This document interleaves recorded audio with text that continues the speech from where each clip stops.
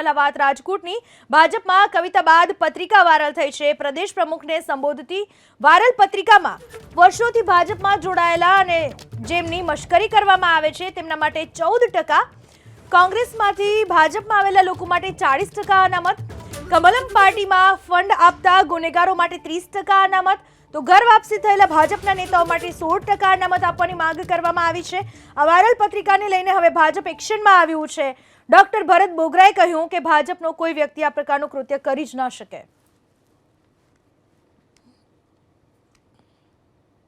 વિકૃત માનસિકતાવાળા લોકોની વચ્ચે જઈ શકે એવી સિચ્યુએશન નથી, એટલે હવે ખાલી પત્રિકા પૂરતા સીમિત થઈને આવી વિકૃત માનસિકતા પ્રદર્શિત કરે છે। એક સામ્યવાદી વિચારધારાના લોકો થોડા ગુજરાતને ડિસ્ટર્બ કરવા માટે ગઈ ચૂંટણી વખતે આવ્યા હતા।